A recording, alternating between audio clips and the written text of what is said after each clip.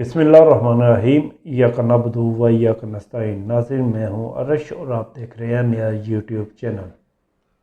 नाज़रीन, वफाकी दारकूमत इस्लामाबाद से ताज़ा तरीन मालूमात आपसे शेयर करते हैं।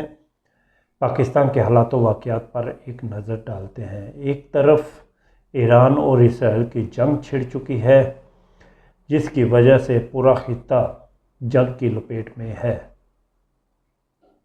और पाकिस्तान का दफाई निज़ाम हाई अलर्ट पर है, क्योंकि कोई भी शरारत हो सकती है। इसराइल की तरफ से पाकिस्तान कभी भी खैर हवाई की तवक्को नहीं कर सकता। दूसरी तरफ हमारे यहाँ सियासी इंतकाम भी अरूज पर है। Field marshal general Asim Munir साहब का दौरा अमेरिका भी ने भरपूर एहतजाज का इंतज़ाम कर रखा है। फील्ड मार्शल के दौरे हुक्मरानी के बारे में अमेरिका में क्या कहा जा रहा है, वहाँ पर पढ़ा लिखा तबका क्या कह रहा है, जो अमेरिकी सोसाइटी में मैटर करता है। एक ये रजीम है जिन्होंने लाइबिस्ट हायर किए हुए हैं, ये इनको डॉलर देते हैं और वो इनके लिए लॉबी करते हैं। दूसरी तरफ वहाँ का अमेरिकी जरीदा क्या लिख रहा है। अमेरिकी जरीदे ने एक रिपोर्ट शाया की है। वो लिखता है कि 2023 को पाकिस्तान का मकबूल तरीन लीडर इमरान खान को गिरफ्तार किया गया, जिस पर अवामी मुजाहिरों ने मुल्क को मफलूज कर दिया। लेकिन ये दिन मुल्क के सियासी मंजरनामे में भी एक अहम मोड़ साबित हुआ। मुल्क की खुफिया एजेंसी ISI ने शहरियों के खिलाफ ऑपरेशन शुरू कर दिया। शहरियों पर दहशतगर्दी के मुकदमात दर्ज किए गए, बगैर वारंट लोगों को गिरफ्तार किया गया, फ़ोन कॉल को टेप किया गया और मीडिया पर सेंसरशिप लगा दी गई। बेशुमार सहाफ़ियों पर गद्दारी दहशतगर्दी के मुकदमात दर्ज किए गए। PTI के सियासी रहनुमाओं कारकुनों को सियासी इंतकाम का निशाना बनाया गया। गुज़श्ता 2 सालों के दरमियान फ़ौज ने वाज़िया असर व रसूख कायम किया। रोड इंटरनेशनल रिपोर्ट में लिखा गया है कि 26वीं तरमीम और सीक्रेट एक्ट के नतीजे में 26वीं तरमीम और सीक्रेट एक्ट से अदारों को कंट्रोल कर लिया गया। हुकूमत कानून साजी और सिविलियन के अनवान से इस रिपोर्ट में लिखा गया है कि हुकूमत की जानिब से पहला जमहूरियत मुखालिफ इक़दाम सीक्रेट एक्ट लाना था, जो कहने को तो कौमी सलामती के तहफ़्फ़ुज़ के लिए लाई गई, मगर इसके नतीजे में शहरी आज़ादी को नुकसान पहुंचा, जिससे पार्लिमान की हैसियत पर भी सवाल उठने लगे, क्योंकि इस कानून से ISI के इख्तियारात को मज़ीद वुसअत दी गई। शहरियों की निगरानी के मज़ीद इख्तियारात दे दिए गए। ISI को शहरियों के डिजिटल निगरानी के भी इख्तियारात दे दिए गए, जो शहरियों की निजी ज़िंदगी में मुदाखलत है। इस कानून साजिश से कबल ISI की ज़ाती मालूमात के लिए अदालत से इजाज़त लेना होती थी, मगर अब ISI को बिना रोक टोक शहरियों तक रसाई हासिल हो गई है। तरमीम के बावजूद बाज़ चीज़ों को इतना खुफिया रखा गया है ताकि अदारे अपनी मर्ज़ी की तशरीह कर सकें। रिपोर्ट में कहा गया है कि कानून साजी से दिए गए इख्तियारात एजेंसियों को शहरियों के डिजिटल ज़राए से फैलाए गए मवाद को कंट्रोल करना था। इस इख्तियार ने लोगों को सियासी इंतकाम का निशाना बनाने की राह हमवार की और इसकी आड़ में इंटरनेट की पाबंदी जैसे इक़दामात किए गए।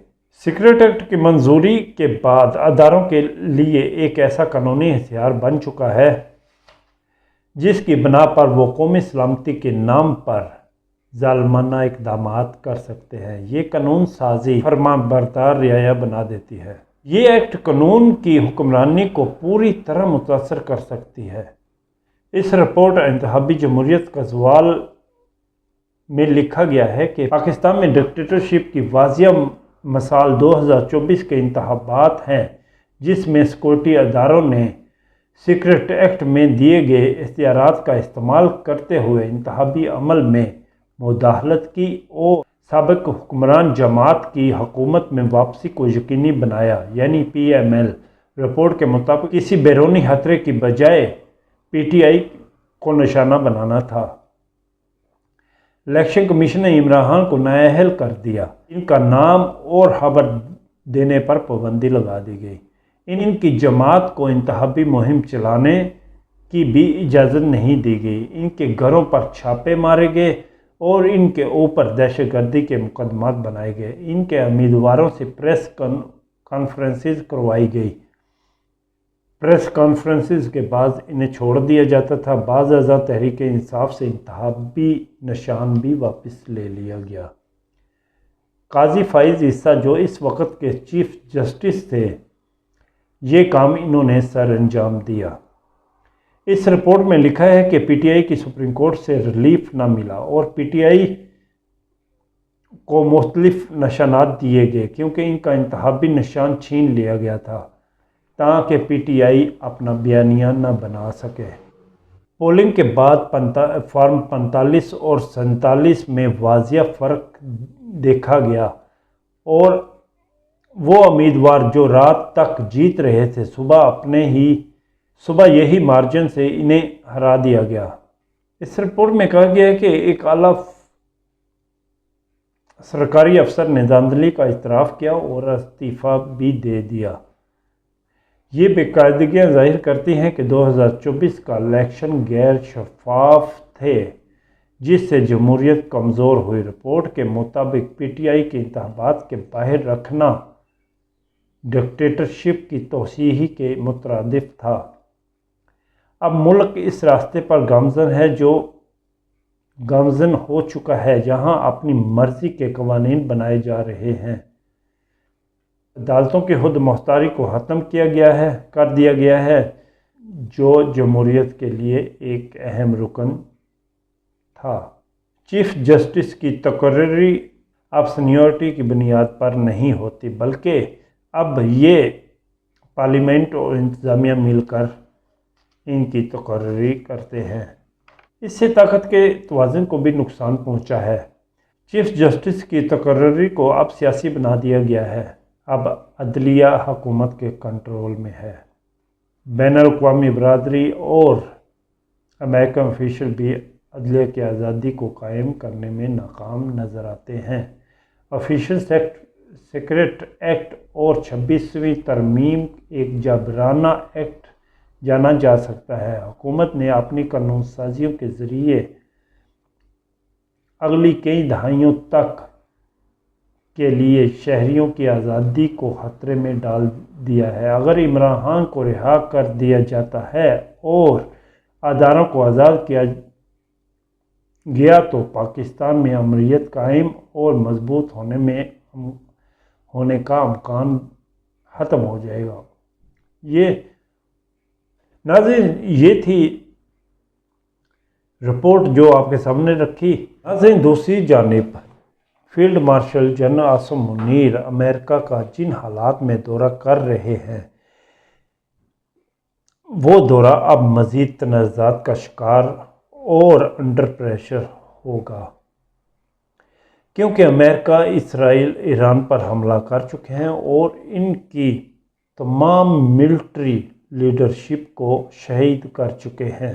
امریکہ جو ہمیشہ سے اپنے مفادات کے بارے میں ہی بات کرتا آیا ہے، وہ یہ report field marshal Asim Munir کے سامنے رکھیں گے اور ان کو انڈر پریشر کرنے کے بعد ان سے اپنی مرضی کے اپنے مفادات کے اوپر بات کریں گے۔